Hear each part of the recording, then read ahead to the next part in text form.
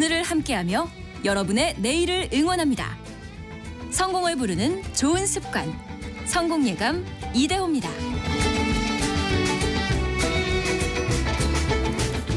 성공예감 이대호입니다. 2부의 문을 열겠습니다. 8월 21일 수요일 오전 10시 5분 됐고요. 자, 10시쯤 되면 항상 제가 반복해서 말씀드립니다만 폭염경보가 많이 내려지지 않습니까? 근데 오늘 전국적으로 비 오잖아요. 근데 오전 10시 기준으로 제주 지역에 폭염경보가 발효됐다고요. 근데 태풍 종달이 오지 않나요? 비 내리지 않나요? 근데 어떻게 폭염경보까지 발효가 되지? 그래서 제가 이게 믿을 수 있나 다시 한번 검색을 해봤는데 제주 지역에 폭염경보 맞네요. 체감 기온이 34도가 넘는다고. 비가 오는데 체감 기온이 이렇게 높다. 이게 맞는지 진짜 의심이 들 정도로 요즘 날씨가 모르겠습니다. 지금 8월 말로 가고 있는데 여전히 너무 덥고 또 비가 그치면 또 더워진다고 하고 일단 환경부터 좀 잘 챙겨야겠습니다. 자, 경제상식 퀴즈 정답도 알려드릴 시간인데요. 퀴즈의 정답은 바코드였습니다. 바코드, 길쭉한 검은 막대기. 다들 하루에도 몇 번씩은 보게 될 텐데요. 근데 이 바코드가 점차 QR코드로 대체가 되고 있다는 소식도 전달해 드렸죠. 아무래도 QR코드에 담을 수 있는 정보, 데이터가 훨씬 더 많다 보니까 유통업체들도 그렇고 QR코드를 더 선호하게 된다라는 의미도 있습니다. 많은 분들이 정말 쉽게 많이들 맞춰주셨고요. 6823님이 바코드 이거 찍으면서 무인 계산할 때 가끔은 떨립니다. 저도 약간 아직도 적응이 안 됩니다. CCTV가 한 10대께는 설치가 돼 있는 것 같은데 혹시나 이거 잘못 찍으면 어떡하나, 오해 사면 어떡하나 이런 생각도 하게 되고요. 2079님은 바코드 찍을 때 잘 못해서 직원분들의 도움을 받았던 기억이 있네요. 그렇죠. 이게 무인 계산대가 쉽지가 않아요. 카드 결제까지 스스로 다 해야 되고 봉투에 담는 것도 혼자 해야 돼서 아직 익숙하지 않으신 분들은 쉽지 않습니다. 4480님 음악방송만 들었는데 얼마 전부터 뉴스도 듣고 경제방송도 듣고 하루하루 배우는 게 많습니다 라고 보내주셨네요. 아이고 고맙습니다. 0197님은 우리는 서로 코드가 맞는 것 같아요 라고 바코드. 그렇죠. 인식이 잘 돼야 됩니다. 고맙습니다. 함께해 주셔서 계속해서 여러분의 의견, 짧은 문자 50원, 긴 문자 100원 드는 샵 9730 KBS 콩 저희가 계속해서 보고 있습니다. 실시간 의견도 많이 올려주세요. 오늘 증시 상황은 간밤에 미국장도 좀 쉬어갔고 우리 시장도 좀 쉬어가고 있습니다. 코스피가 2692로 0.17% 4.47포인트 정도는 약세이고요. 약보합이고 코스닥은 0.89% 7포인트 내린 780으로 코스닥의 낙폭이 조금 더 큽니다. 시가총액 상위 종목들 중에서는 최근에 좀 반등 세게 했던 하이닉스가 오늘은 반대로 3% 이상 하락하고 있고요. LG 에너지 솔루션이 4.8% 오르고 있고 최근에 어제도 그렇고 오늘도 그렇고 배터리 관련 주식들이 최근에는 조금 반등을 이어가고 있네요. 삼성 SDI도 2.2% 오르고 있습니다. 원달러 환율은 1320원대까지 지금 내려가 있죠. 1327원. 1327원 가리키고 있습니다. 또 10시 5분 기준으로는 경기 동두천, 연천 지역에 호우경보가 발효되어 있습니다. 차량들을 가급적 속도를 줄여서 운행하시길 바라겠고요. 또 침수 가능 지역에 계신 분들은 위험하니까 다른 곳으로 안전한 곳으로 차도 빨리 좀 빼주시고 안전한 곳으로 대피하시면 더 좋겠습니다. 경기 동두천, 연천 지역에 호우경보가 내려져 있다라는 소식입니다. 자, 그리고 경제적으로 보면 지금 가장 큰 이슈가 또 될 만한 게 미국의 대선입니다. 석 달도 채 남지 않았습니다. 11월 5일이죠. 11월 5일. 미국은 우리나라랑 참 다른 점이 많은데 그 중에서도 자본주의에 조금 더 밀접하고 민감하고 예민하기도 합니다. 민간 기업이나 억만장자들이 아예 대놓고 특정 후보를 지지하거나 거액의 후원을 하는 것도 참 자연스럽게 미국에서는 받아들이기도 하죠. 그래서 대선은 곧 쩐의 전쟁이다 이런 이야기까지도 나오고 있는데요. 또 최근에는 테슬라 CEO 일론 머스크가 트럼프 전 대통령을 공개 지지했고 같이 공개 SNS 라이브 방송을 하기도 했고 근데 또 한때는 이 두 사람이 정말 앙숙이어서 막 말싸움을 주고받았던 관계였기도 하고 이해가 좀 안 가는 면도 있기는 한데요. 하나하나 같이 배워보시죠. 미래 생활 사전 시간. 미국 대선과 기업의 관계를 뜯어봅니다. 서울경제신문 송일아 기자와 함께합니다. 안녕하세요. 네, 안녕하세요. 일론 머스크 이야기 우리가 참 자주 하게 됩니다. 네네. 근데 일론 머스크가 지금 트럼프 후원보다 급한 문제가 있잖아요. 그렇죠. 전기차 화재. 네. 아, 정말 이렇게까지 연일 전기차 화재가 터지는 게 이제 좀 무섭더라고요. 저도 하이브리드 차를 타는데 계속 타도 되나 이런 생각이 들고 최근 일어난 이 전기차 화재 사건 일단 간단히 좀 정리를 해보면 국내에서는 이달 1일 인천 청라 아파트 한 아파트에서 주차돼 있던 이제 벤츠 전기차에서 불이 나서 소방 당국 추산 140여 대가 피해를 봤고요. 그렇죠. 지난주에는 경기도 용인에서 또 길가에 주차 중이던 이 테슬라 차량에서 불이 나는 사건이 발생을 했습니다. 이어서 포르투갈에는 현지 시간으로 16일 리스본 그 델가도 국제공항 인근 렌터카 주차장에서 전기차 발화로 추정되는 이제 화재로 지금 차량 200대 정도가 전소가 됐고요. 네. 또 현장 영상을 보니까 그 화재 현장 위로 막 시커먼 기둥이 네. 막 어마어마하게 뿜어져 나오면서 이제 항공편 여러 대가 또 지연 운행하는 차질이 생기기도 했습니다. 뭐 다행히 이 사건들로 인한 직접적인 인명 피해가 아직 없었기에 망정이지 생각만 해도 아찔한 사고들이 계속 전기차로부터 발생을 하고 있고요. 특히 인천 청라는 뭐 지하 주차장이라 그렇다 쳐도 포르투갈은 지상에 있던 주차장이거든요. 근데 테슬라 한 대로 200대가 불탄 것으로 지금 추정이 되고 있는데 정확한 화재 원인을 조사 중이긴 하지만 뭐 자동차 연료 같은 이런 가연성 물질이 많았던 데다가 현재 또 공항 근처니까 강풍이 분 탓에 뭐 100명이 넘는 소방 인력을 투입을 했지만 진화에만 이제 큰 불길을 잡는 것만도 5시간이 넘게 걸린 것으로 알려졌고요. 이 2차 전지가 아무래도 열과 수분 그리고 또 이제 외부 충격에 엄청 취약한데 결국에는 열은 무더위 또 수분은 집중호우 도로 상태 이런 거에 따라서 화재 위험이 좀 배가 될 수 있어서 더 위험한 것 같아요. 이 때문에 지금 전기차 안전에 대한 위기감이 점점 더 확산이 되면서 전기차 포비아라는 말까지 생겨났고요. 최근에 그 신문사들은 윤전기라고 해서 그 신문을 찍어내는 기계가 있잖아요. 그렇죠. 이게 보통 지하에 있거든요. 네. 주차장이랑 연결된.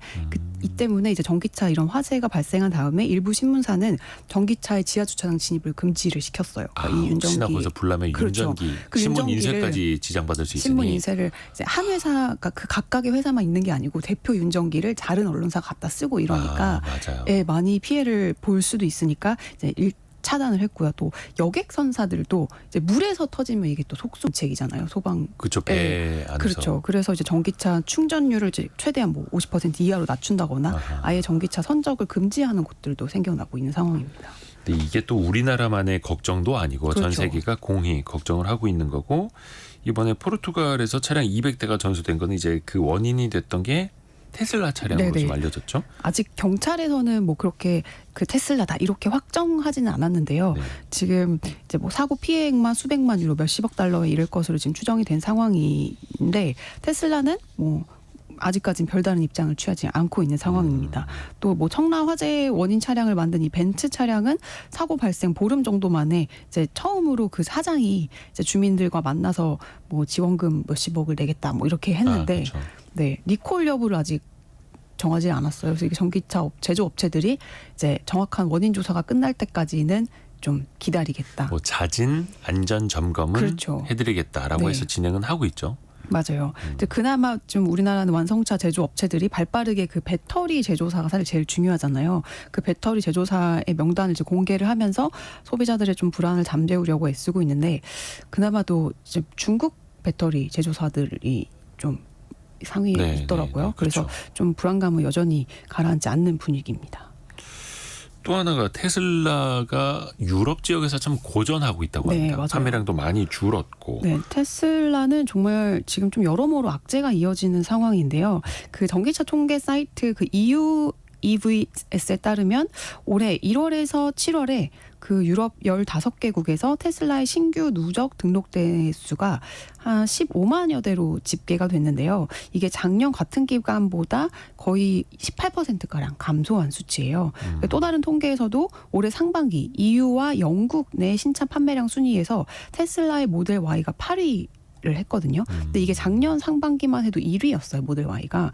근데 1년 만에 8위까지 쭉 밀려난 거죠. 그러니까 실제 테슬라는 그 2분기 글로벌 영업이익이 전년 동기 대비 33%가량 줄였다고 발표를 했는데 이게 판매 부진의 이유가 뭐 전기차 모델이 노후화됐고 사실은 좀 경쟁력 있는 다른 이제 글로벌 전기차들이 또 치고 올라오고 있고 또 브랜드에 대한 좀 부정적인 여론도 영향을 미친 게 아닌가 유럽에서 좀 그런 좀 분석이 나오고 있습니다.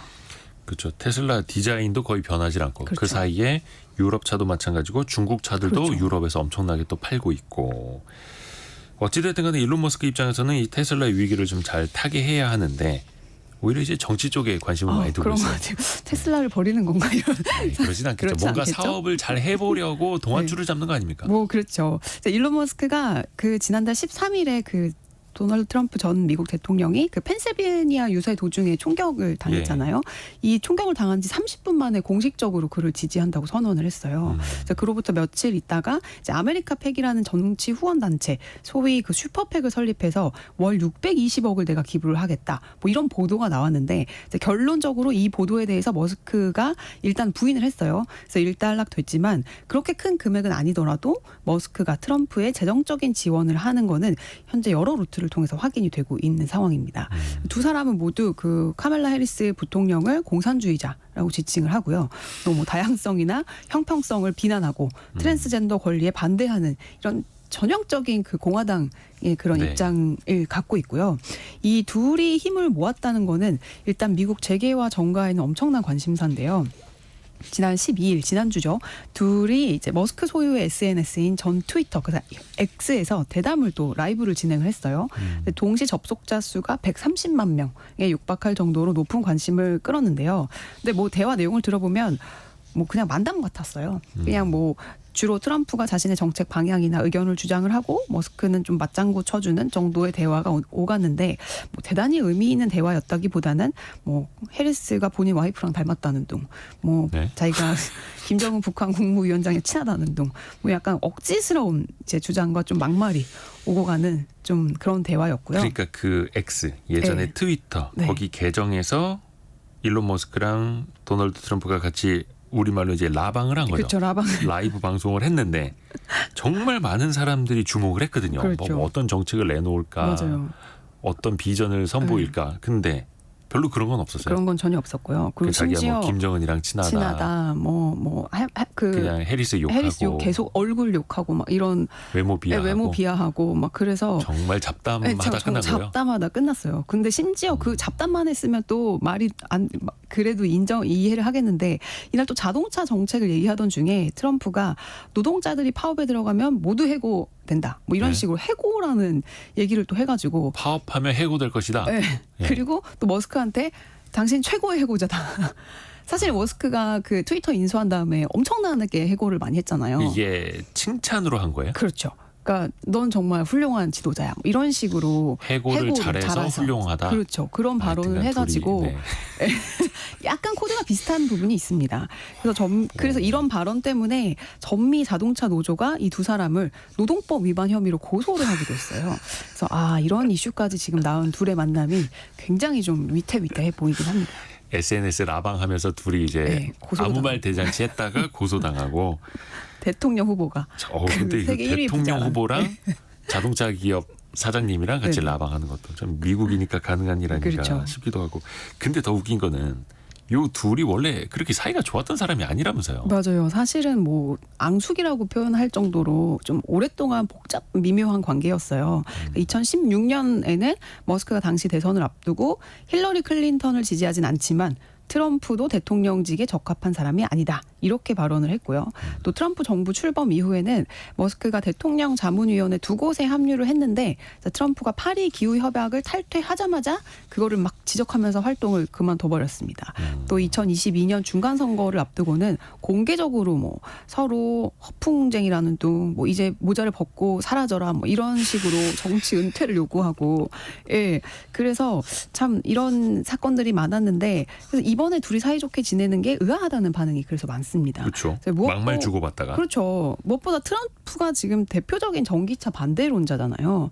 그 지지 기반 자체가 이제 완전히 예전 그 미국 전통 제조업체들로 인해 형성이 됐기 때문에, 그리고 트럼프는 기후 변화를 사기라고 이제 얘기를 하고 있고, 이번에 대선 후보 수락 연설에서도 취임 첫날 전기차 의무화를 폐지하겠다라고 대놓고 말하기도 했기 때문에, 이런 발언들이 세계 최대 전기차 업체인 그 테슬라 CEO로서는 달갑지 않을 텐데 어떻게 이 두 사람이 친해지게 됐을까라는 게 지금 모든 이의 관심사입니다. 그렇죠. 친환경 정책 측면에서는 특히나 테슬라랑 네, 트럼프 전 대통령의 방향이 완전 다른데 그렇죠. 이해가 안 되는 것들이 참 많습니다. 이게 또 우리가 환경을 생각할 수밖에 없는 게 이상기후 현상들이 많이 나타나지 맞아요. 않습니까? 지금 그렇죠. 우리나라에서도 이 좁은 한반도 네. 내에서 호우경보랑 폭염경보랑 같이 내려지고 있는 이런 상황. 맞아요. 또 10시 15분에 또 추가된 곳이 있습니다. 경기 포천 양주 지역에 호우경보가 발효돼 있습니다. 포천 양주 지역에 호우경보 발효가 돼 있고요. 또 기상 상황이 계속해서 또 변하기도 네. 하거든요. 라디오도 그렇고 스마트폰 통해서 계속해서 확인하시면서 안전상 문제가 없도록 좀 잘 염두에 두시길 바라겠고요. 아까도 전달해드렸습니다만 제주 지역에는 폭염경보. 네. 이해가 안 됩니다. 그래서 비가 우리가 이렇게 오는데. 환경을 잘 지켜야 되는데 일단 트럼프는 예전에 파리 기후 협약 탈퇴를 네. 시도했었고, 근데 그때 일론 머스크랑은 둘이 약간 척지게 됐었고, 그렇죠. 근데 이번에 다시 일론 머스크는 네. 트럼프의 손을 잡은 거예요. 그렇죠. 왜 그럴까요? 아무래도 그 바이든을 결국에 지지를 했잖아요, 지난 대선 때. 근데 이후 몇 년간 이제 지나오면서 제가 이렇게 후원도 하고 지지도 했는데 결국 나한테 도움이 되는 게 없다라는 결론을 내린 게 내가 아닐까라는 좀 생각. 도와줬더니 네, 도와줬는데 도움되는 일은 없더라. 네, 그 반대급부로 돌아오는 게 딱히 없었다라는 이제 그런 분석이 지배적이에요. 그러니까 네. 일단은 그 머스크가 바이든 정부의 지금 이민 의료 정책, 그러니까 이 민주당의 다양성, 뭐 형평성, 포용성 이런 프로그램에 대한 쓴소리를 계속하고 있어요. 이런 거 자체는 이제 머스크도 공화당 쪽이에요. 근데 어쨌든 친환경 쪽에서 이제 좀 힙을 같이 해가지고 바이든 이제 민주당을 지지를 했는데, 일단 대표적으로 바이든 정부가 친환경을 거론하면서 테슬라를 패싱했어요. 그게 가장 큰 영향을 미친 게 아닌가라는 분석이 나오는데, 왜냐하면 이게 2021년 취임 이듬해에 그 백악관에서 전기차 정상회담을 열었는데 여기에 제너럴 모터스, 포드, 스텔란티스 이 3대 자동차 경영진이 초대가 됐는데 테슬라가 배제가 됐거든요. 이게 뭐 노조가 없다는 이유 맞아요. 이때 때문이었지만, 예. 일론 머스크가 노조를 싫어하고 네. 테슬라에 노조가 없으니까 그렇죠. 노조가 있는 자동차 업체 사장들만 부르겠다 이거였죠. 바이든 그래서 대통령이. 이제 그때 또 그 테슬라가 또 트위터에다가 이상하다 뭐 이런 글을 막 계속 올리기도 하고 그랬거든요. 그래서 이런 행동들이 바이든에 대한 머스크의 좋지 않은 감정에 기름을 부었고요. 또 최근에 한 몇 달 사이에 그 억만장자 사업가인 넬슨 펠츠 같은 이제 분들이 이 머스크와 트럼프의 만남을 이제 좀 적극적으로 주선을 했대요. 그래서 이제 지난 뭐 최근에 그러니까 올해 3월에 수년에 걸쳐서 뭐 이렇게 둘이서 얘기를 해왔고, 뭐 트럼프도 머스크와 지금은 잘 지내고 있다. 뭐 이런 식의 그 발언을 올해 3월에 했어요. 그래서 이제 지난달 총격 사건 직후에 트럼프를 공개 지지하게 된 거죠. 머스크로서는. 그냥 뭐 뗐다 붙었다 하는 거네요. 그렇죠. 이해관계에 따라서 참 미국적이지 않나요? 김나경님이 한마디로 정리해 주셨습니다. 장사꾼들은 원래 그래요. 맞습니다. 화이부동, 네. 동의불화.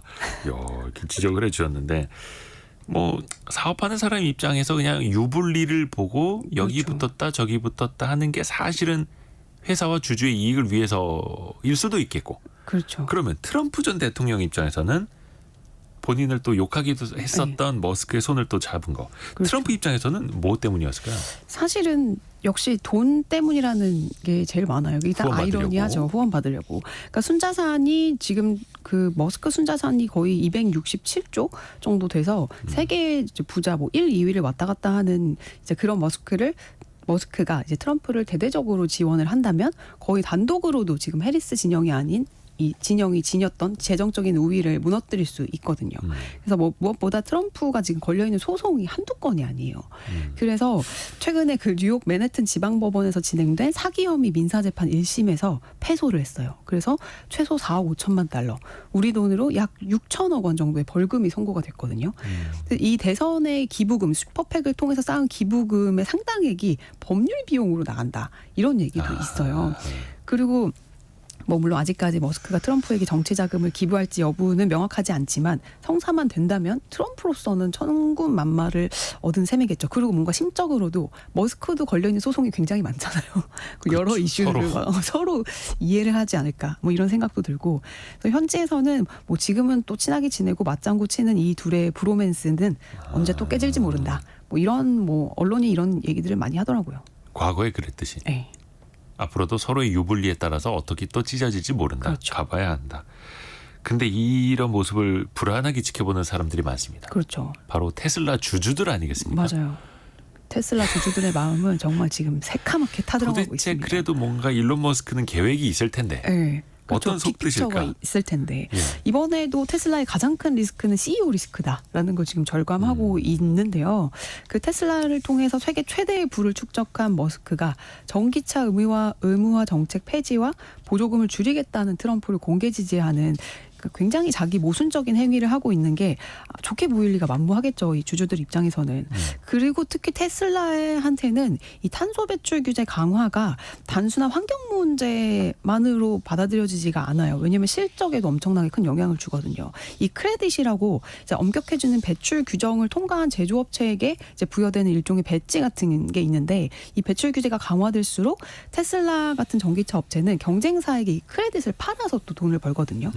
실제 이제 7월달 증권 신고서에 따르면 지난 분기에만 이 테슬라가 크레딧 판매로 1조가 넘는 수익을 벌어들였대요. 그러니까 이게 지난 분기 테슬라 순이익의 절반이 넘는 규모라고 하는데, 이처럼 배출 규제 강화가 직접적인 테슬라의 순이익으로 연결이 될 뿐만이 아니고 장기적으로도 전기차의 신차 판매 비중을 높이는 가장 효과적인 정책인데, 이거를 또 트럼프가 반대하고 있기 때문에 어떻게 될지 이 테슬라 주주들로서는 굉장히 복잡한 상황일 겁니다. 그러게요. 일론 머스크가 뭐 그냥 도널드 트럼프 사람이 좋아서 후원해 주는 건 아닐 그렇죠. 테고 뭔가 유리한 쪽으로 이끌어야 될 텐데 네. 정책을. 트럼프 전 대통령도 일론 머스크를 뭐 정책 자문이나 네. 본인이 원하면 행정부 안으로 드릴 수도 있다 이런 이야기 하잖아요. 오, 맞아요. 그럼 머스크가 유리한 쪽으로 공약을 트럼프가 바꿀 수도 있을까요? 그러니까 사실 머스크가 테슬라뿐만이 아니고 지금 엑스페이스 X나 뭐 밑에 지하 터널 뚫는 보링 컴퍼니나 굉장히 다양한 사업들을 하고 있잖아요. 그쵸. 가지고 있는 회사가 여러 개니까. 근데 이런 이제 정책들에 좀 트럼프랑 뜻이 맞았다는 얘기가 있어요. 그래서 이런 정책들은 사실 미국의 정책적인 지원이 없으면은 되게 힘들고, 또 정책적인 지원을 해주면 날개를 달 수 있는 사업들이잖아요. 우주 산업이나 뭐 이런 그렇죠. 것들이. 그래서 이제 아무래도 일론 머스크가 지금의 이익을 조금 희생해서 약간 빅픽처를 그리는 게 아닌가. 이런 거를 이제 차기 정부가 트럼프 정권이 들어서면 조금 더 유리하게 해주지 않을까. 약간 이런 기대를 하고 있는 것도 있고, 또 반면에 이 반대로 생각했을 때 바이든 정부에서는 전기차 뭐 보조금도 주고 엄청 혜택을 줬지만 사실 이게 테슬라로서는 결과적으로는 그 경쟁사들만 키우게 하는 그 결과를 냈잖아요. 그래서 오히려 트럼프가 더 낫다 이런 판단을 했을 수도 있다. 뭐 이런 얘기도 그런 나오고 있습니다. 보관을 갖고 있는 것 아니냐 해석들이 나오는 네, 게 그런 해석이 나와요. 테슬라는 예전에도 보조금 없을 때도 잘 팔았던 차량이고 그렇죠.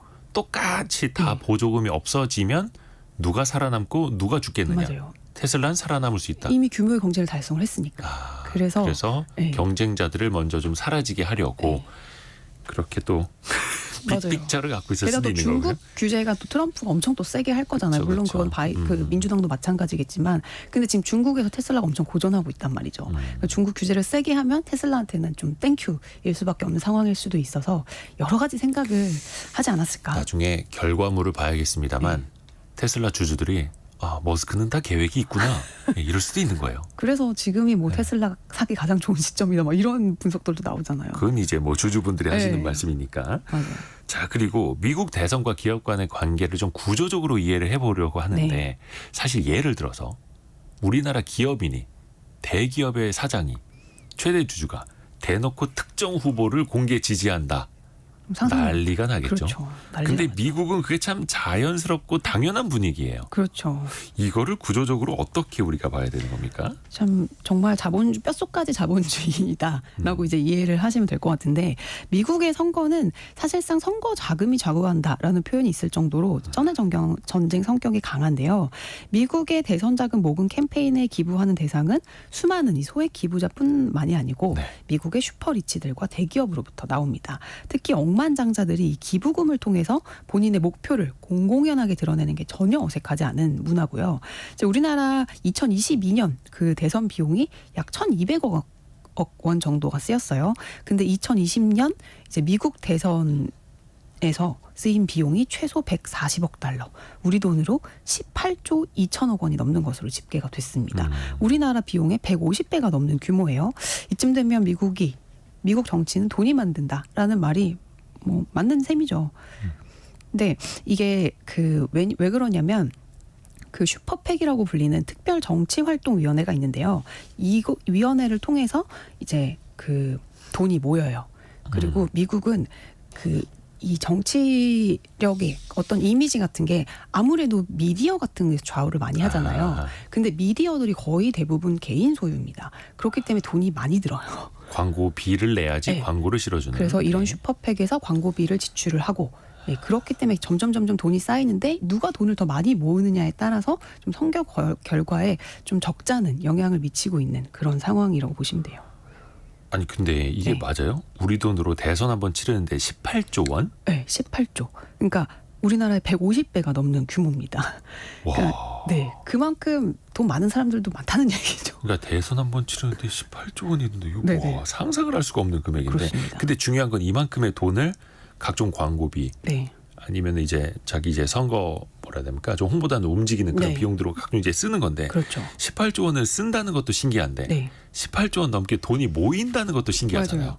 그게 바로 아까 말씀드린 슈퍼팩을 통해서예요. 예. 이 슈퍼팩은 특별정치활동위원회로 1944년 미국 산별노조위원회가 당시 프랭클린 루즈벨트 대통령의 재집권을 위한 자금을 마련하기 위해서 결성된 조직인데요.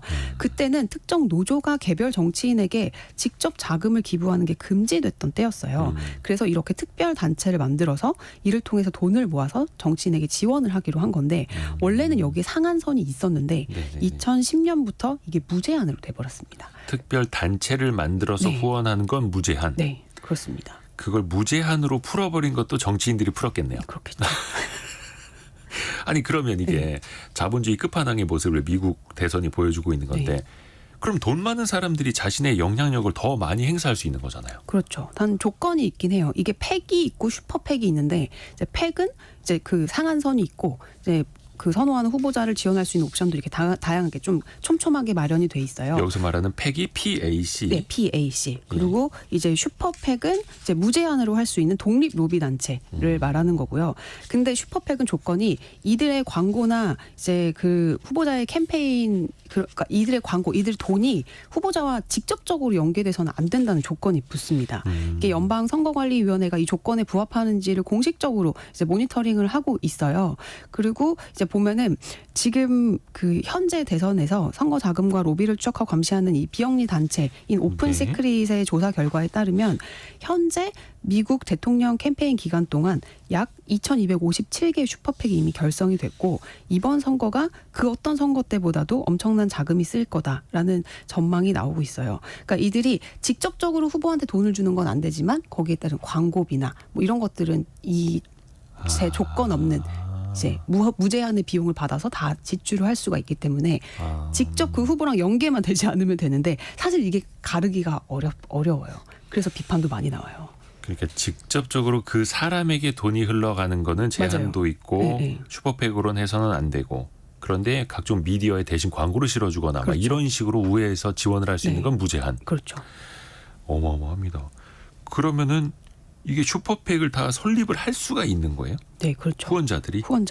그리고 슈퍼팩을 설립을 해서 이제 얼마나 많은 돈을 거기에다가 모집하는 거가 또 그 억만장자 슈퍼리치들의 또 파워이기도 하죠. 너 우리 슈퍼팩에 기부해. 너 우리 직접 슈퍼팩에 만들 수도 들어가. 있고 네. 만들어진 슈퍼팩에다가 또 후원을 막 뭉텅이로 넣을 수도 있는 맞아요. 거고.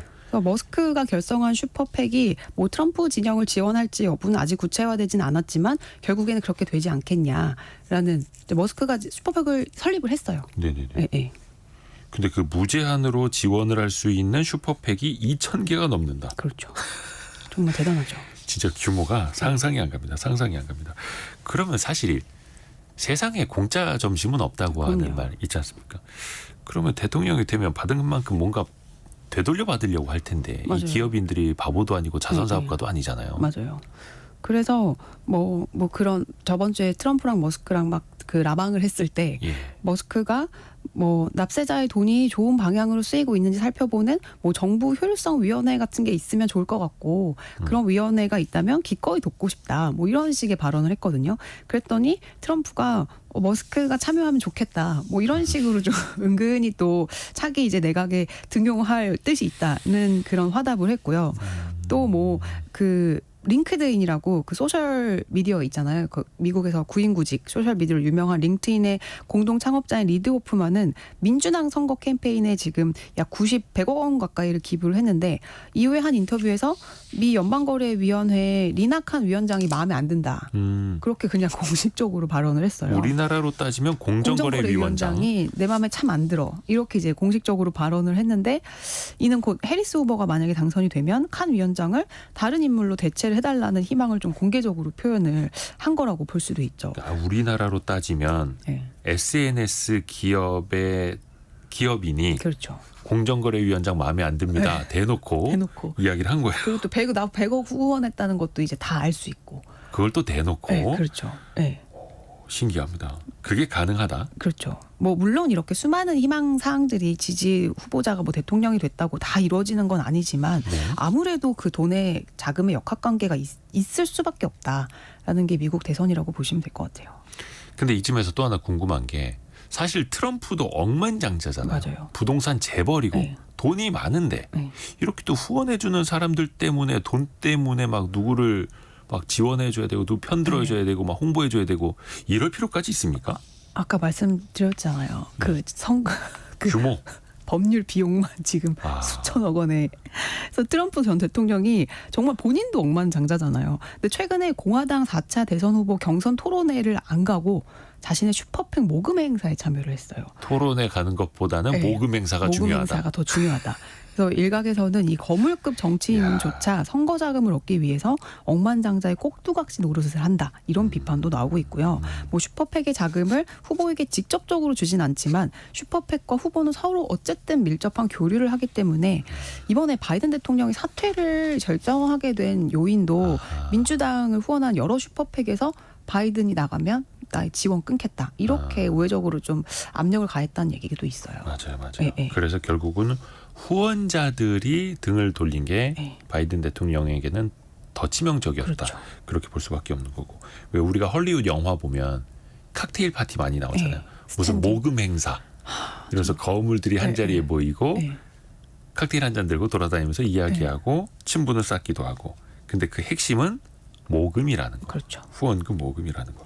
그러면 결국에 이 쩐의 전쟁이 괜히 벌어지는 건 아니고 결과적으로 그래서 기존의 주장이나 정책 방향이 달라진 것도 있을까요? 네, 많죠. 대표적으로 지금 가상화폐에 대한 입장을 트럼프가 전격적으로 바꿨습니다. 그러니까 트럼프 전 대통령은 재임 시절 달러가 기축통화가 돼야 하고 가상화폐는 사기라는 입장을 고수를 했었는데요. 최근 1, 2년 사이에는 친 가상화폐 입장을 공개적으로 어필하고 있습니다. 최근에 또 업계 대규모 행사였던 비트코인 2024 컨퍼런스에 참석해서는 비트코인은 전략적인 국가자산으로 보유하고 미국이 지구의 가상화폐 수도이자 세계의 비트코인 슈퍼파워가 될 수 있도록 하겠다라고 하면서 자신이 친 비트코인 대통령이 되겠다고 공언을 했고요. 트럼프뿐만이 아니고 민주당과 뭐 카멜라 해리스 부통령 캠프도 지금 가상화폐 인사들을 만나면서 이제 이미지를 바꾸려는 노력을 하기는 마찬가지인데요. 이는 가상화폐 업계가 지금 상당한 로비력을 지니고 있기 그렇죠. 때문이에요. 거기도 돈이 많으니까. 네, 돈이 많잖아요. 가상화폐를 지지하는 슈퍼팩인 페어쉐이크라는 곳은 뭐 코인베이스나 리플, 뭐 앤더슨 호로위츠 같은 주로 업계로부터 2억 달러 이상을 이미 끌어모으기도 했습니다. 이게 다 이제 로비 자금이나 이제 후원 자금으로 쓰이겠죠. 이렇게 되면 진짜 소수의 가진 자들이 맞아요. 돈으로 정책까지 바꿀 수 있는 고속도로를 그냥 뚫어놓는 거잖아요. 아무래도 어느 정도 영향력이 미치는 것을 부인할 수는 없죠. 네. 그래서 일부 기부자들이 뭐 내각직이나 대사직 또는 기타 외교직에 이제 제한이 되면서 행정부의 권력 통로로 가는 문을 열어주기도 하고요. 트럼프 전 대통령 역시 일론 머스크를 강요나 뭐 자문력으로 기용할지에 대해서 원한다면 뭐 이런 식으로 가능성을 열어두기도 했어요. 그래서 이 퓨 리서치가 실시한 여론조사에 따르면 미국 성인 10명 중에 7명은 개인이나 단체가 정치 캠페인에 기부할 수 있는 금액을 제한을 둬야 된다. 이렇게 답하고 있고요. 10명 중에 8명은 정치 캠페인에 기부하는 사람들이 미 의회 의원 결정에 너무나 많은 영향력을 미치고 있다. 이렇게 이제 여론은 이런 답을 하고 있어요. 하지만 뭐 또 다르게 보면은 기부금이 선거 결과에 절대적인 영향을 미치냐면 또 반드시 그렇진 않다는 연구 결과도 많거든요. 그러니까 예를 들어서 2016년 대선에서 힐러리 클린턴 후보가 경쟁자였던 트럼프 후보보다 선거 자금은 더 많았어요. 근데 결국에 낙선을 했고요.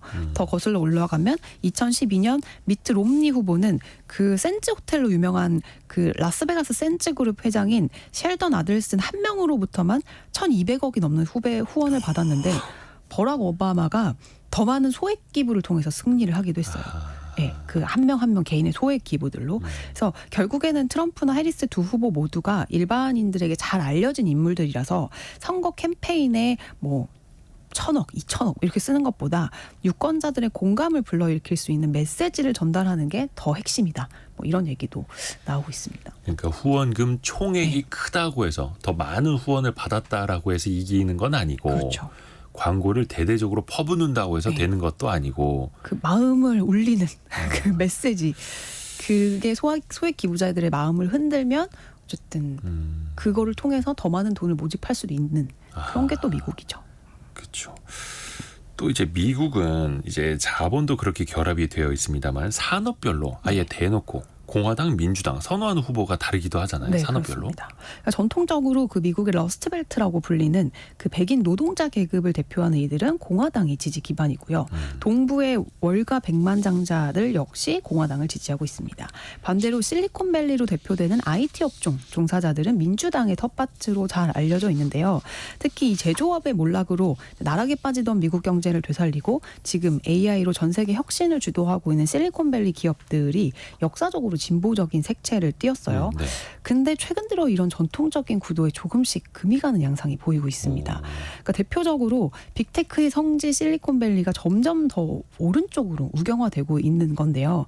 특히 그 아까 지금 계속 얘기한 일론 머스크를 필두로 아마존 창업자인 제프 베조스, 뭐 사티아 나델라 마이크로소프트 CEO, 샘 알트만 오픈 AI CEO 등이 그 트럼프가 총격을 당했을 때 빠른 회복을 기원하는 메시지를 오피셜하게 냈어요. 근데 이거를 정치 전문 매체들이 사실상 트럼프 전 대통령을 지지하는 게 아니냐 이런 지금 평가가 나오고 있는 상황이에요. 마이크로소프트, 오픈 AI CEO들도 네. 그러니까 과거에는 실리콘밸리는 민주당 지지 그렇죠. 이런 등식이 있었는데 맞아요. 이제 그게 하나둘씩 깨지나 보네요. 네. 왜 그럴까요? 바이든 정권에 대한 뭐 불만이 좀 많았었나요? 그렇죠. 그러니까 바이든 행정부 들어서 오히려 그 IT 기업들에 대한 규제가 되게 세졌거든요. 그래서 이게 반발심을 키웠다는 분석이 좀 지배적이고요. 어마한 자금을 이제 대면서 지지를 해줬는데 믿는 도끼의 발등이 찍힌 격이죠. 그러니까 대표적인 예로 아까 말씀드렸던 머스크와 바이든의 갈등, 그 친노조 성향의 대통령인 바이든이 재임 기간 내내 노조가 없는 테슬라를 패싱해 온 것뿐만이 아니고 그 가상화폐 규제 움직임도 적지 않은 영향을 줬다는 평가가 나옵니다. 왜냐하면 실리콘밸리가 또 가상화폐와 블록체인에 대한 그 투자를 굉장히 늘렸거든요. 그래서 이 기업들은 이 규제가 불만일 수밖에 없고 아울러 지금 AI에 대한 바이든 정부의 시각이 육성보다는 규제 쪽에 좀 방점이 찍히고 있는 것도 실리콘밸리를 자극한 요인으로 꼽혀요. 그래서 최근에는 그 미 연방거래위원회가 마이크로소프트와 엔비디아, 오픈 AI가 시장을 독점하고 있다면서 또 조사를 나서겠다 이렇게 방침을 밝혔거든요. 그래서 실리콘밸리 트럼프의 지지 세력들은 AI가 초기 단계인 상황에서 독점으로 기업을 몰아세우는 현 정부에 대한 노골적인 불만을 표출하면서 좀 트럼프 쪽으로 돌아선 게 아니냐 뭐 이런 얘기가 나오고 있습니다. 당연히 이제 빅테크를 자꾸 규제하려고 하는 맞아요. 후보나 정치인을 또 엄청난 후원금까지 지원하면서 밀어줄 리는 없겠죠. 그 사람들도. 그렇죠. 또 중요한 게 이제 페이팔 마피아라는 네. 게 있지 않습니까? 대표적으로 실리콘밸리에서 성공한 사람들의 맞아요. 인맥 그룹? 그렇죠. 근데 그 사람들 사이에서도 좀 금이 가고 있다. 네, 이게 굉장히 재밌는데 페이팔 마피아라고 하면은 그 1990년대 후반 그 페이팔이 이베이에 인수되기 이제 전까지 회사를 이끌었던 초창기 그 멤버들을 말하는데 온라인 결제 시스템이죠. 네, 대표적으로 일론 머스크, 그다음에 피터 틸, 페이팔 대부라고 불리는 지금 팔란티어 창업한 피터 틸이 있고 또 링크드인 회장이 리드 호프만 있고 또 유튜브 창업자인 스티브 천 뭐 이런 분들이에요. 그러니까 이들이 페이팔을 매각해서 어마어마하게 돈을 벌어가지고 지금 실리콘밸리 안에서도 활발하게 창업을 하기도 하고 투자를 하기도 하고 이러면서 테크업계 대부로 통하는데 40년이 넘게 끈끈하게 엮여있는 이들의 관계가 최근 정치적인 입장차로 갈라지고 있는 모양새를 보이고 있습니다. 특히 이 피터 틸과 리드 호프만이 대학생 때 만나서 굉장히 여러 가지 뭐 철학을 공유하고 엄청 절친한 사이인데 최근 공개석상에서 서로의 정치적 견해를 깎아내리면서 이제 거의 절교 네, 하는 그런 장면이 연출이 돼서 굉장히 흥미를 자아내고 있습니다. 이것도 정치적인 견해가 달라서. 맞아요. 아하. 그렇습니다. 그러니까 그 예전에 같이 사업을 할 때도 페이팔 내에서도 네. 뭔가 좀 갈등이 있었다면서요. 아, 맞아요. 근데 그건 이제 머스크가 쫓겨났었는데 그건 좀 머스크의 이상한 그 돌발 행동이나 리더십의 문제가 컸었고 오히려 지금 그 피터 틸과 일론 머스크는 페이팔 마피아 내 대표적인 트럼프 진영을 또 손을 잡은 상황이에요. 지금은. 특히 이 피터 틸이라는 인물은 8년 전 대선에서도 사실상 홀로 실리콘밸리 내 트럼프 캠프를 주도했던 사람이거든요. 근데 올해는 머스크까지 이제 우군으로 부상을 했고 실리콘밸리 대표 이 벤처 캐피탈인 그 안드레슨 호로위츠 네. A16G라고 부리는 그 주인인 마크 앤더슨과 벤 호로위츠도 지금 트럼프를 지지하고 나섰어요. 그래서 지금 엄청난 우군들이 많아지고 있는 상황이죠. 게다가 진짜 포인트는 이제 영향력이 단순한 트럼프 지지에서 나아가서 이 트럼프가 당선이 됐을 때 차차기 대통령까지 노릴 수 있는 부통령 후보를 만들었다는 게 있어요. 그 JD 벤스 얘기죠. 맞아요. 트럼프 대통령의 러닝메이트, 그 후보의 러닝메이트. 네. 이 사람을 실리콘밸리가 키웠다고요? 네, 실리콘밸리 아들이라는 얘기도 있던데 그 JD 벤스가 러스트벨트의 가난한 아들로 대표되는 이 백인 흑수저 출신으로 네. 유명하잖아요. 그렇죠. 이게 영화 힐빌리의 노래라고 우리 그 오스카에서 왜 윤여정 씨가 윤여정 씨한테 상을 뺏긴 네, 그 노미네이트된 그 여우조연상 배우가 이 힐빌리의 노래 배우였거든요. 그러니까 이 힐빌리의 노래의 원작자예요. 제이디 벤스가. 그래서 이 벤스를 지금의 자리로 이끈 공로에 파랄이 피터 틸에게 있다라는 게 정설이에요. 왜냐하면 이분이 예일대 재학 시절에 특강으로 피터 틸이 왔는데 이걸 계기로 졸업 후에 이 샌프란으로 건너가서 틸의 투자회사에서 일을 했대요. 그래서 이제 기술 분야 인사들과 교류를 하기 시작했고 실리콘밸리에서는 틸의 수제자가 벤스라는 소문이 돌고 있습니다. 그래서 이 실제 피터 틸은 힐빌리의 노래 추천사를 쓰기도 했고요. 그가 정계에 진출을 꿈꿨을 때도 거금을 지원을 했고 또 처음에는 반 트럼프 진영에 있던 벤스를 설득해서 트럼프와의 만남을 주선한 것도 역시 피터 틸이라고 합니다. 그렇게 해서 부통령 후보까지 키워내고. 그러면 훨씬 더 영향력을 행사할 수 있겠죠. 뒤에서. 그렇죠. 이게 표현이 부적절할 수도 있겠습니다만 구워 삶을 수도 있는 그렇죠. 거고. 근데 그게 당연시되는 또 미국의 문화이기도 하고 자본주의와 결합된 정치이기도 하고 우리랑 많이 다르니까 많이 낯설기도 합니다. 근데 많이 배웠습니다. 네. 서울경제신문 송일아 기자와 함께했습니다. 고맙습니다. 네, 감사합니다. 라디오 정보센터 다녀옵니다. 9호 태풍 종다리가 어젯밤 열대 저압부로 약화된 가운데 현재까지 3건의 인명구조와 72건의 안전조치 등 전국 곳곳에서 비로 인한 피해가 발생했습니다. 오늘 낮까지 중부지방을 중심으로 시간당 30에서 50mm의 집중호우가 쏟아지는 곳이 있겠습니다. 이달 들어 20일까지의 수출이 331억 달러를 기록해 1년 전 같은 기간보다 18% 넘게 증가했습니다. 품목별로 보면 반도체가 42.5%, 석유 제품이 11.7%, 승용차가 7.9% 증가했습니다. 내수 회복이 지연되는 가운데 글로벌 경기 불확실성까지 확대되면서 기업 심리가 한 달 전보다 얼어붙은 것으로 나타났습니다. 한국은행 자료를 보면 8월 전체 산업의 기업 심리 지수는 92.5로 전달보다 2.6포인트 하락했습니다. 실손 의료보험 소비자 10명 중 4명은 보험금 청구를 포기한 적이 있다는 조사 결과가 나왔습니다. 한국소비자원 설문조사 결과 포기 사유로는 받을 수 있는 보험금이 소액이어서가 80.1%로 가장 많았고 귀찮거나 바빠서 보장 대상 여부가 모호해서 등의 순위였습니다. 지금까지 라디오 정보센터 뉴스 정한나였습니다. 애프터 서비스 시간 유혜진 리포터 함께합니다. 안녕하세요. 네, 안녕하세요. 우리 청취자분들의 질문 들어볼까요?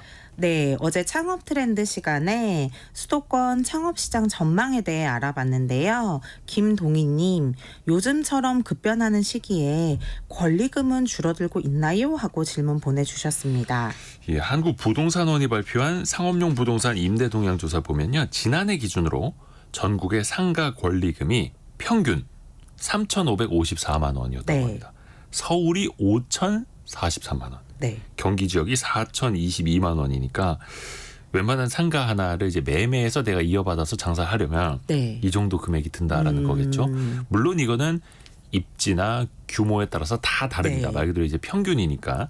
근데 이제 중요한 거는 경기에 따라서 아무래도 권리금도 네. 높아지거나 낮아질 수밖에 없죠. 대표적으로 코로나 당시에는 거의 권리금 없이 그냥 이어받기라도 하시라 이런 경우도 많았었고 최근에도 공실이 많아지다 보니까 네. 장사가 안 되는 곳에서는 권리금을 또 높이 받을 수도 없는 거고 네. 또 상대적으로 높은 권리금을 내고 들어갔다가 이 자금을 제대로 회수할 수 있을까 계산도 잘 해보셔야 하는 거죠. 다음 질문은요. 네, 3759님. 스타벅스 같은 대형 프랜차이즈가 들어오면 그 주변이 번화가가 된다고 봐도 되나요? 하고 문자 주셨는데요. 마스터 창업 이정구 대표에게 자문을 구해봤습니다. 스타벅스 같은 경우는 가맹점 사업을 하지 않고 직영점으로 오픈을 하는 경우가 많습니다. 스벅권이라는 말도 있는데 스타벅스가 입점을 할 때는 쉽게 결정하는 것이 아니라 주변 상권이나 수요, 소득 수준, 유동 인구 등을 점검하고 들어오니까 어느 정도 상권이 활성화된다고 볼 수 있다고 합니다. 그렇죠. 근데 또 반대로 생각해 보면 이미 좋은 입지에 스타벅스가 들어가는 거죠. 네네. 그리고 예전에 저도 스타벅스를 좀 출입한 적이 있었는데 기자로서 정말 많은 건물주들이 러브콜을 보내온다고 합니다. 몇 달치 임대료 안 받고 정말 싸게 해줄 테니까 우리 1층에 들어와만 다오. 그러면 이제 건물 가치가 높아지니까. 네. 그게 또 참 자본과 브랜드의 힘이다라는 것도 느끼게 네. 되고요. 다음 질문은요. 네, 어제 퀴즈 정답이 리콜이었는데요. 한정남님, 자동차 회사에서 리콜 받으라고 했는데 시기를 놓치고 그 뒤에 사고가 나면 차주가 책임져야 하나요? 하셨고요. 최희진님, 리콜 받으라고 할 때 안 받으면 불이익이 있는 거죠? 하셨습니다. 일단 자동차 리콜 자체는 유효 기간이 없다고 합니다. 해서 제작 결함이 100% 해결될 때까지 시행하는 게 원칙이라고 하고요. 네. 리콜을 시행할 때 자동차 회사가 언제까지 어떻게 이행하겠습니다라는 리콜 계획서를 내게 되는데 네. 아무래도 좀 떨어지죠. 많은 사람들이 바로바로 리콜을 받아야 되는데 바쁘다 보니까 잘 못 받는 경우도 있고 그런데 이제 행정적인 불이익이 당장은 있는 건 아닌데 네. 나중에 관련된 결함으로 사고가 났을 때 네. 피해 보상을 청구하거나 만약에 소송까지 갔을 때는 이게 불리한 요소로 작용이 될 수가 있겠죠. 네네. 그래서 가급적 리콜이 떴을 때 바로바로 수리를 받으시는 게 좋겠습니다. 네. 유혜진 리포터 고맙습니다. 감사합니다. 성공예감 2대5입니다. 1, 2부 모두 마칠 시간입니다. 폭염경보, 호우경보 많이 내려져 있는데요. 기상 상황에 따라서 피해 입지 않으시도록 각별히 좀 유념하시면 좋겠습니다. 건강하십시오. 성공예감은 오늘도 여러분을 응원합니다.